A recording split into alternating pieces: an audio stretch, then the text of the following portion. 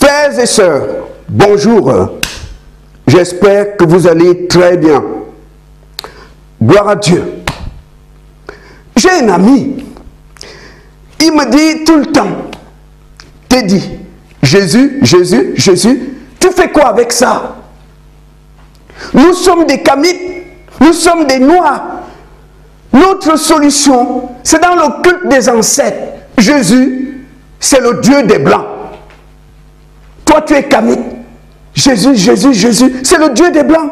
Tu fais quoi avec ça? Il n'est pas le seul. Ces derniers temps, on entend beaucoup de bruit, Kamite, Kamite, Kamite. C'est vrai que l'Afrique avant s'appelait Kama. C'est pourquoi les Africains, les Noirs, sont des Kamites. Ok.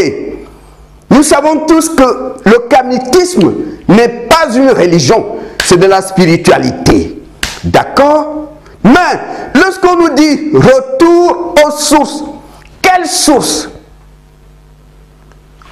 On est toujours aux sources. On a toujours l'héritage de la vallée du Nil, l'héritage de nos ancêtres. On l'a toujours. Toute cette sorcellerie que nous avons dans nos familles, au village, c'est l'héritage de l'Égypte. Vous avez des gens, ils ne peuvent même pas boire sans verser un tout petit peu par terre. Ils donnent aux ancêtres. Mais on est toujours dedans. Nos ancêtres ont migré dans toute l'Afrique, mais on a toujours le dépôt. On l'a toujours. Les Rosicruciens, par exemple, ils sont à la source. Ils vénèrent les dieux égyptiens. On nous dit retour au culte des ancêtres. Vous savez, un jour, je suis allé voir un vieillard du village pour qu'il me raconte un peu comment les choses se passaient dans le culte des ancêtres. Il m'a dit, il fallait rester jusqu'à 25 ans sans connaître une femme. Il fallait être vierge jusqu'à 25 ans.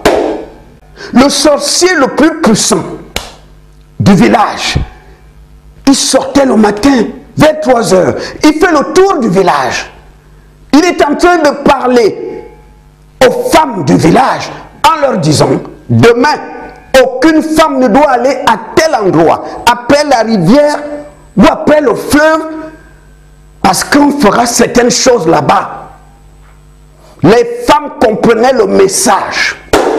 Et à cet endroit de la forêt, les anciens vont creuser une fosse.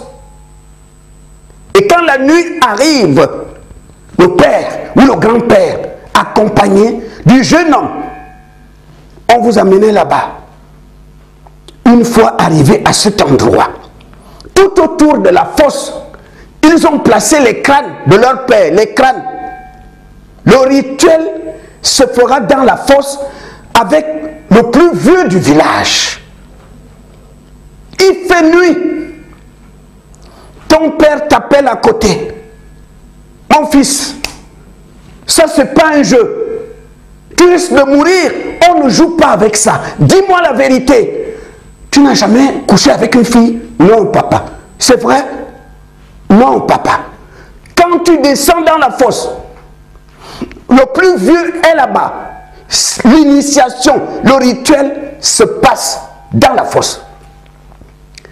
Quand tu sortiras de là, parce qu'il faut comprendre que pendant que ce sorcier est en train de t'initier dans la fosse, pendant ce temps, ton père, le grand-père, tout le monde est en train de chanter les chants guerriers. Quand tu sors de la fosse, tu as autour de tes hanches une peau de panthère. On te donne un gris-gris. On te dit ton avenir est lié à ce gris-gris, toi et ta descendance. Tu sors de la fosse et on te dit d'aller au village seul. Il faut comprendre que quand tu sors de cette fosse où le rituel a eu lieu avec le sorcier du village, tu n'es plus la même personne. Parce que pour retrouver le village dans l'obscurité totale, il te faut des yeux spirituels Tu peux maintenant voir dans le monde astral, après l'initiation. Et c'est comme ça, dans la forêt, dans le noir total, tu arrives au village.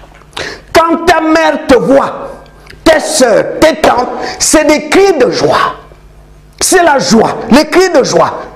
Parce que leur fils est devenu un homme.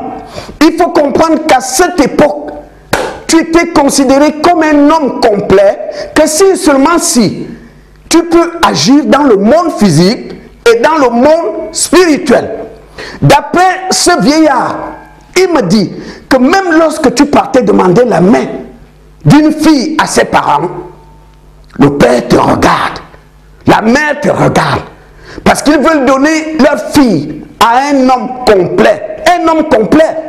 Celui qui n'avait pas le pouvoir occulte n'était pas considéré comme un homme complet. Le beau-père te regarde. Il dit oui, je te donne ma fille. Parce que tu es capable de protéger ma fille dans le monde physique et dans le monde astral. Ça, c'est l'héritage de mes ancêtres. C'est l'héritage de l'Égypte. Cette sorcellerie que nous avons dans nos villages, dans nos familles, c'est l'héritage de l'Égypte. Quand on nous dit que notre avenir, notre porte de sortie, c'est le culte aux ancêtres. Je suis désolé, quand je vois la misère, la pauvreté de ces sorciers, même si la nuit, ils sont puissants, mais la journée ne sont rien. On nous dit retour aux sources, au culte des ancêtres. C'est que lorsque tu sors de la fosse, dans la forêt, on t'a donné un pouvoir que tu vas transmettre de génération en génération. Tu vas donner ce pouvoir à l'un de tes enfants. L'enfant que tu estimes être le plus sérieux parmi tes enfants. C'est lui que tu transmets le pouvoir. Et mon père m'avait dit un jour qu'attention, si tu vois l'hirondelle entrer dans ta maison, il ne faut pas le tuer. C'est le totem. C'est l'esprit de la famille. Ça vient des ancêtres. Vous avez des familles comme ça. Certaines familles ont un serpent, le hibou, la tortue. Il y a quelque chose, la chauve-souris. Vous avez des familles comme ça. C'est le totem. C'est l'esprit des ancêtres. Mais le problème, c'est quoi? Ces esprits-là ne travaillent pas gratuitement. Un ami du quartier, on habitait le même quartier, il me dit, bon, Teddy, je fais un petit tour au village, c'est pour une semaine. Donc si tu ne me vois pas, je suis au village. Je lui ai dit, quel est le problème? Tu n'es pas au courant, mais il y a la fonction publique qui organise un concours des officiers de douane. Moi j'ai déposé mon dossier, je m'en vais au village, donner la nourriture aux ancêtres. Il est allé là-bas. Moi, je n'étais même pas au courant qu'il y a un concours. Il est allé faire une semaine. Au retour, il m'a raconté tout. On lui a dit, pour que tu puisses avoir la bénédiction, les faveurs des ancêtres, il faut donner à manger. Le gars a acheté un mouton. Ils l'ont égorgé. Ils ont préparé. Ils ont fait des prières incantatoires. Ils ont invoqué les ancêtres. Lui-même a parlé à ses ancêtres. On lui a dit, quand tu rentres là, tu ne touches pas ta femme. Le rapport sexuel, c'est après l'examen. Il faut respecter ça. Ne couche pas avec ta femme. Le gars est venu. Même sa femme était étonnée de le voir dormir au salon. Il a respecté tout. Qu'est-ce qu'il a été déçu 2 semaines après, lors de la proclamation? Il n'a pas eu le concours de la douane. Il était déçu. Il a invoqué les ancêtres. Il leur a même offert un mouton. Il rentre, il n'a pas le concours. Un jour, alors que j'étais à la fenêtre, je l'ai vu passer, un peu à distance. Je lui ai dit, Alex, ça va? Tes ancêtres sont des bandits. Hein? Ils ont bouffé ton mouton. Il m'a dit, Teddy, tu as raison. Frères et sœurs, retour aux sources. Quelles sources? Les sources de la sorcellerie. Parce que ce vieux me dit que pour être un homme, il fallait être capable d'agir dans le monde physique et spirituel. C'est ça la source de mes ancêtres. Il fallait que tout le monde soit sorcier. Là, tu es un homme à leur époque. Et on nous dit de retourner à ces choses-là, d'invoquer les morts, d'invoquer les ancêtres.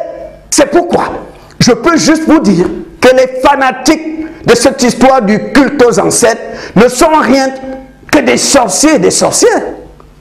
Que des sorciers. Parce que c'est l'initiation à la sorcellerie. Dans ce milieu-là, si tu n'as pas le ventre, tu ne vaux rien. Et quel avenir on aura de ces choses-là? Toute cette sorcellerie qui est au milieu de nous, dans nos familles, dans nos villages, vient d'Égypte. C'est l'héritage de nos ancêtres. On l'a toujours. On l'a toujours. On a toujours cet héritage. Jusqu'aujourd'hui. Et ce qu'il faut savoir, d'après ce que ce vieux m'a dit, quand tu sors de ce trou, on te donne un fétiche. Et ce fétiche se transforme parfois en un serpent. On te dit, si un jour tu vois un serpent noir dans la maison, il ne faut pas le tuer, c'est le totem. Ce fétiche parfois peut se transformer en un hibou, l'hirondelle, une tortue. Mais on vous dit, si vous voyez ça à la maison, il ne faut pas tuer. C'est l'esprit de la famille. C'est cet esprit qui vous protège. Ça, c'est le culte des ancêtres. Je vous ai déjà fait mon témoignage.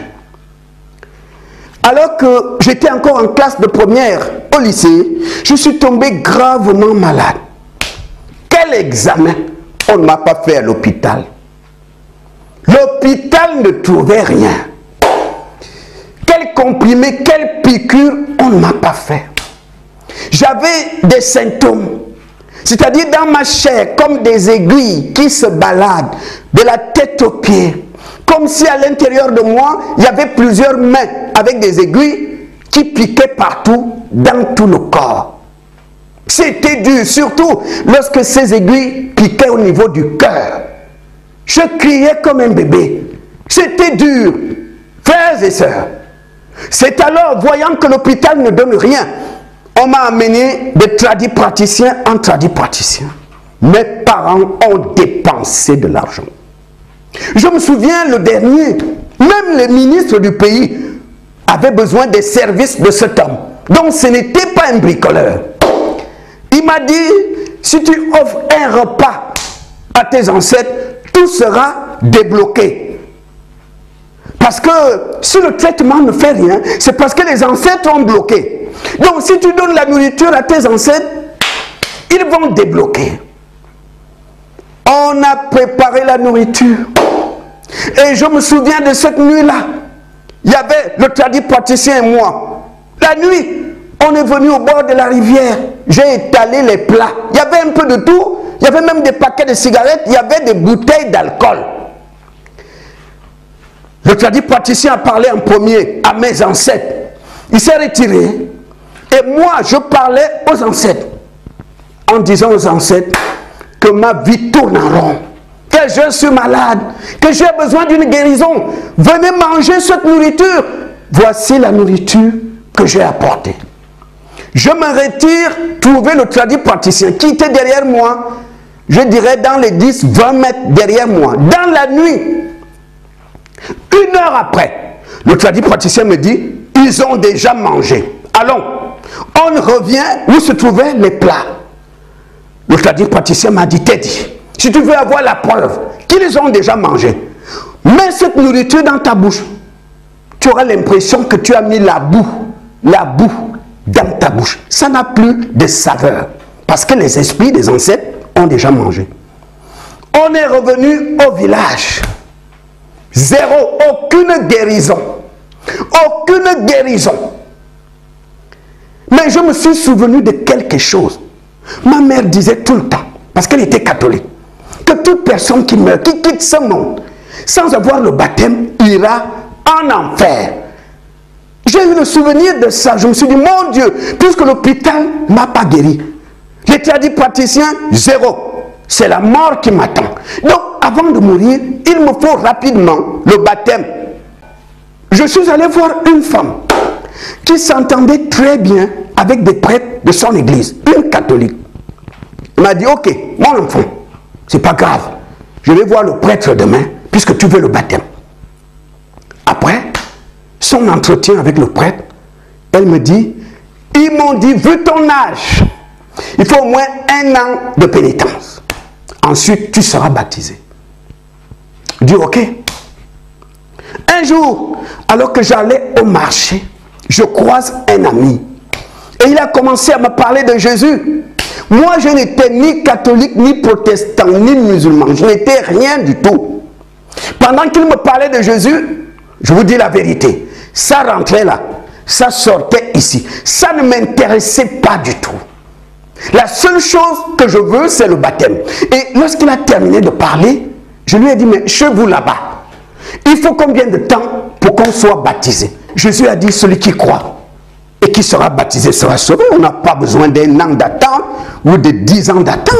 Déjà au moment où je te parle, il y a une séance de baptême dans 2 semaines. J'ai dit, c'est vrai? Oui. Est-ce que c'est payant? Non, c'est pas payant. Il est venu me chercher dimanche. J'étais dans la joie. Là-bas, on m'a dit, je dois attendre 1 an. Alors qu'ici, c'est 2 semaines. J'étais dans la joie. C'est lui qui vient me chercher chez moi pour m'amener à l'église. Parce qu'il m'avait dit, après la réunion, je vais te présenter au pasteur. Il prendra ton nom pour la séance de baptême qui aura lieu dans 2 semaines. Ce dimanche-là, j'étais à l'église.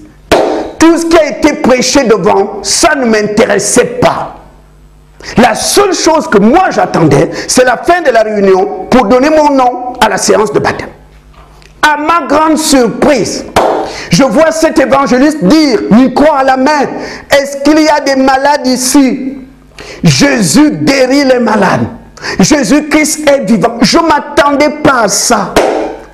Je suis allé pour le baptême. Moi, tout ce qui m'intéresse, c'est qu'après leur blablabla, je vais juste donner le nom au pasteur parce que je veux le baptême qui sera là dans 2 semaines. Et je me disais, une fois mon baptême, ils ne me verront plus. Ils ne me verront plus. Je veux juste le baptême. À ma grande surprise, cet homme dit, il y a des malades ici. Jésus-Christ est là. Jésus guérit toujours. Venez devant, croyez en lui, il va vous guérir. Je ne m'attendais pas à ça. Je ne savais même pas qu'il priait pour des malades. Moi, je suis là juste pour le baptême. Je regarde tout autour de moi. Je vois les gens se déplacer pour aller devant. Je me suis dit, bon, ça ne me coûte rien. Je m'en vais devant. Et il a commencé à nous exhorter. Jésus-Christ est ici. Il a dit, là où 2 ou 3 sont réunis en son nom, il est là. Croyez que Jésus est là. Croyez que Jésus est là. Il a tellement insisté que finalement, ça a mis la foi en moi.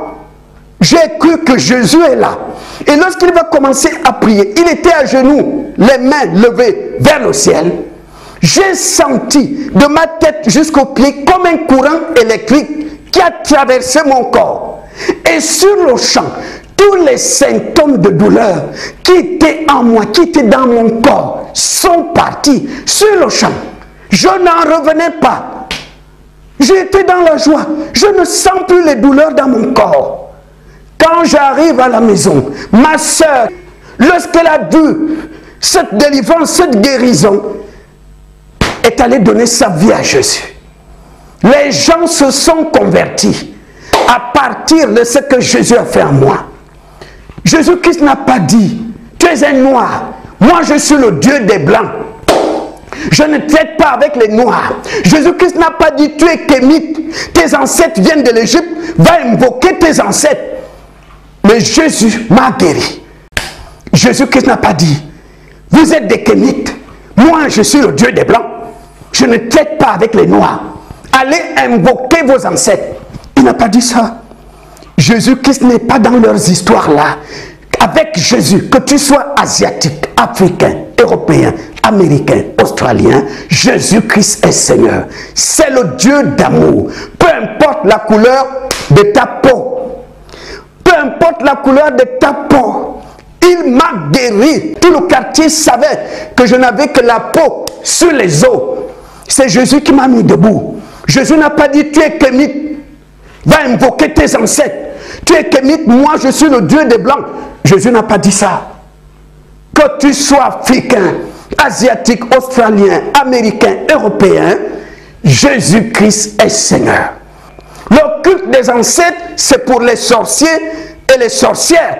Parce que le vieux du village m'a tout dit. C'était l'initiation. Pour que tu sois un homme complet. Et il m'a bien dit, l'homme complet, c'était celui qui peut se battre dans le monde physique et dans le monde spirituel. C'est ça le culte des ancêtres.